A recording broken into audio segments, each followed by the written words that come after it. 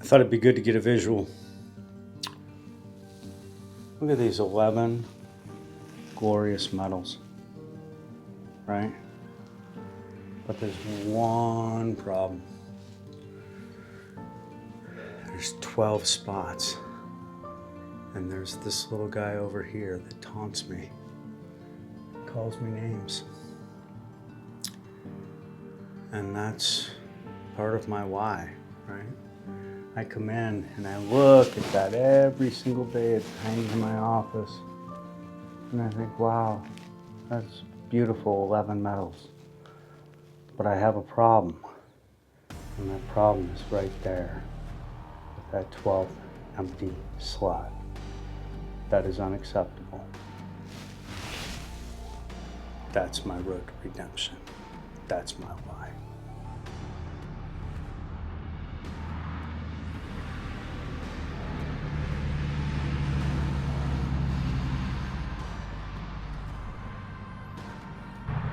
Frost on the ground this morning. Sun is out. About 27 degrees. But it's a beautiful day here in Texas. Let's go get after it.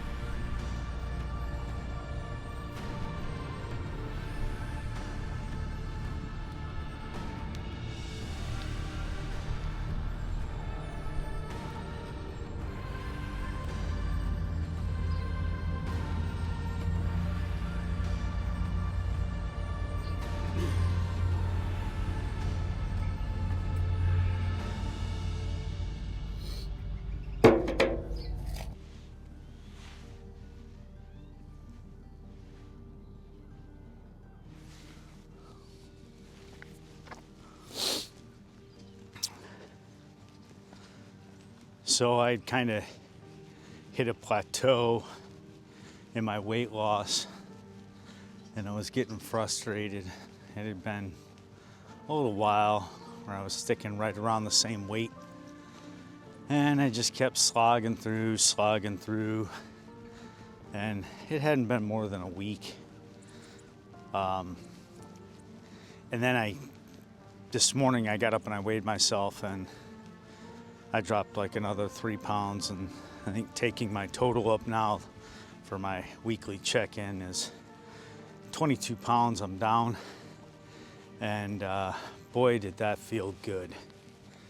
It felt good just to look at that scale and see those numbers, because every time I see that number go down, I know that I'm closer to winning, or not to winning, but to running my race, right? I've got to drop about another 30 pounds, maybe 30 to 35 pounds before I can really start getting after it and increasing my distance. And so, you know, those days where you've been slogging through, and then finally you have that breakthrough. You wake up and you feel good. And it was kind of funny. I have friends all over the country. I'm an engineer by trade, systems engineer, cloud engineer, all that's IT stuff. And I contacted a friend of mine that I hadn't spoke to in years. And as it turns out, him and his wife managed to retire early, and they're now traveling the world, and they've got their own YouTube channel, 388 days, by the way. But it made me think of all the beautiful and brilliant people I've known. And this particular guy, we were engineers years ago at a company together. And he was his name's Chris. He was a brilliant guy, like an engineer, super kind, but one of those people that's so smart that it's kind of intimidating, you know, for a jarhead like me. But nevertheless, you know, him and I kind of bonded and just hadn't touched base in a long time. And then I just randomly reached out, and I do this to my friends all the time, where it's like, hey, I haven't talked to you in 8 years. And that was the, you know, previous conversation to that was probably 5 years before that. What's going on in your life? And I love to see people that are living their lives. I love to see people that get out and get after whatever it is they want to do in life. I got one friend that's another brilliant engineer that's doing circus work, right? And so he's on a sear wheel, he's doing flying trapeze, and you know, this stuff is amazing to me, and it's beautiful, and it's inspirational. And I think that all ties back to running for me. Running saved my life, right? When I started seriously running, like after the Marine Corps, it was probably 2013, and I was going through divorce at the time, and I never in a million years thought that I was going to be divorced. And it was, to say soul crushing, it doesn't even put words to it, right? So when I started running, I had these friends that I met through my ex-wife. She worked with one of them, and I was talking to him, and he said, you know, I told him, oh, you know, I'm just dealing with a lot of stuff, and I'm depressed, and yada, yada, yada. And he said, well, you know, pick up this book. And it was a book by a Buddhist monk, Vietnamese Buddhist monk by the name of Thich Nhat Hanh. And that book was called Peace is Every Step. And that book, and I don't mean to sound overly exuberant here, but that book changed my life. I never thought that that I would feel peace and serenity. And I mean, I'd grown up around a lot of violence, and I had loving parents, but the environment I was in was not always the best. And I was angry about a lot of things from my childhood. And as I was going through divorce, my fear was that I would become, I was in my, you know, I was like 40 years old, my early 40s. I was like 41 years old, and I'm going through this. And I was worried that I would become bitter and angry at the world, right? And I knew that I had to find some sort of outlet to channel that energy. And so he said, hey, why don't you, you've ran before, right? And I laughed. Yeah, I'm a former infantry Marine. I've done my share of running. And he said, well, come out and run with me and my wife.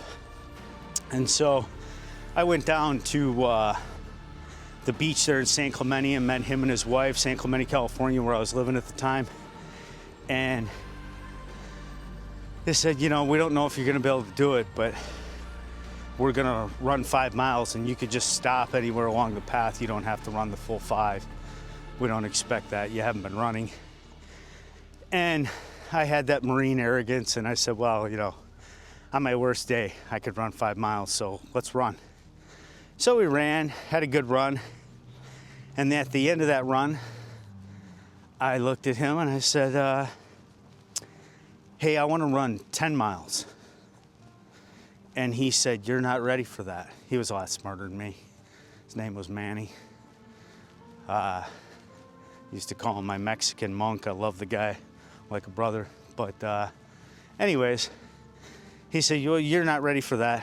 And I said, look, one way or the other, I will be down here next weekend, and I'm gonna run 10 miles. If you wanna join me, cool. If not, I understand, but I'm coming down here next weekend. I'm gonna run 10. And much to his surprise, that's exactly what I did. Kind of stupidly, I just took off, and I found in running, the further I ran, the better I felt. The less I thought about divorce, the less I thought about selling my condo, leaving Southern California. The further I ran, the better I felt.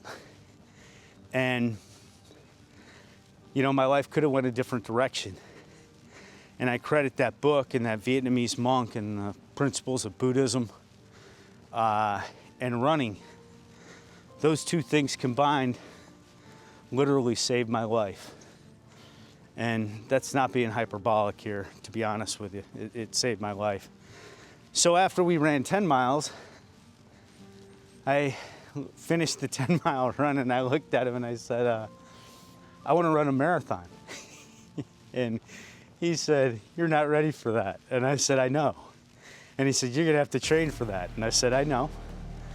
And he and his wife, who are more sophisticated runners than me, they became my running coaches. And, you know, they took me to a good running store in Southern California. I figured out that I needed a control shoe, and, you know, had somebody that was a lot smarter than me look at my mechanics and my gait and all that. And so that started me down a path. And that path led to 11 races so far. And it literally, it became a form of meditation for me. And it became my peace. And every run I ran, the further I went, the less I thought about the things that weren't going right in my life, right? A failed marriage, selling my condo, leaving San Clemente, California, which was just a place that I loved and adored. And I had lived in San Clemente longer than any city in my life. And I shouldn't say city, it's like a little town, about 70,000 people, halfway between LA and San Diego. And it's just what I would call the last unspoiled beach community in Southern California, where it was at the time. And so when I was running, and I found especially when I got beyond 10 miles, when I got beyond 10 miles, I started, all those things faded away. And I became whole again. And it changed my life. And, you know, like I said, that ended up leading to 11 other races that I ran. So here's to running. And I literally do feel that I owe running everything. My life has changed so much since then. And running fell off in the past 5 to 7 years. But this road to redemption is about getting back to that, and getting back and getting that one last marathon. And that won't be my last, but getting to one more marathon again, and recognizing that I'm not in the shape that I used to be, that I can't run like I used to, and that I've gained some weight, and being smarter as I get older, and not just setting out to kill myself with distance, which you're gonna hear stories where I have a long history of doing this, and like even in my training, that things I did that I would not recommend to anyone. But, you know, those difficulties in those moments, all I could think about was completing the run. And I didn't have to think about all of the other things in my life that weren't on a positive note. Which brings me around to running itself. It's such a positive community. You know, somebody commented on one of the videos and said, hey, you know, I'm watching you and keep up the good work. And it just reminded me, and by the way, I appreciate that. Thank you very much. It just reminded me of what I love about running, of how positive the community is. And, you know, you see the world that's so polarized and people are so angry about this or that. But in running, you find like the most positive people, and it's infectious, right? And it's beautiful. And, you know, it's things like that that I get up at, you know, early in the morning and it's 27 degrees out and I say, man, I got to get back to that. So that's the path, and the road to redemption is losing the weight and being consistent so that I can get back to a course and get that last medal. I don't even know what the race is gonna be. I've thought about Austin. I've thought about doing the Marine Corps Marathon again because that was my worst ever marathon, but ironically, the marathon I'm most proud of. I'll tell that story someday. But I just wanna say thank you to the runners who watch this and watch a 52-year-old guy trying to reclaim his fitness and get back to, you know, something that has made my life so much better, and that's running. And so here's to all of you that are watching. I just want you to know that I appreciate it. I'm gonna get out here and get after this today, and I'm only running a mile, but that's the plan, right? It's embarrassing to say that I'm running a mile, right? That hurts the ego, but that is absolutely the plan. And I'm sticking to the plan. I'm not gonna push myself until I have the weight off. And once I have the weight off, my body will be conditioned to go 26.2 miles again. I'll never forget in the San Diego Rock and Roll Marathon, my first marathon, I get at the starting line, and one, the Marine Corps band is playing. San Diego's a military town, big naval installations there, a lot of Marines, a lot of my brothers and sisters. And I run, and 0.2 miles in, a guy had a big sign that said, only 26 to go. And I love that about runners, you know, they got sense of humor too. That guy understood the challenge that lied ahead of us, and he was out there to make us laugh, and in the face of the challenge, right? So anyways, here's to positivity. Here's to all you people that are getting after it, who are out there doing what you love in life. For me, getting back to where I want to be in life, there's only one path for me, and it has to be through running, because it's a proven model in my psyche. It's made my life so much better. And now look, my life isn't in a bad place. I'm gonna be honest. I've got a beautiful wife. I've got a daughter, and I love them both more than I can even begin to describe. I love being a father. I started at the game late. I never knew I would be a father, and here I am. Never knew I'd be in Texas, for God's sakes. About the last place on earth I thought I'd end up. And here I am in the piney woods of East Texas, and somehow it's 27 degrees, and I'm running with a winter coat for running that I bought in probably 2014, 2013 when I moved back to Michigan. And here I am in Texas, and I'm getting back to it. So that's it, all you runners. Thank you. Thank you for the positive vibes. I do appreciate it. It's time to get after this and make it happen. This is my road to redemption. Thanks for watching.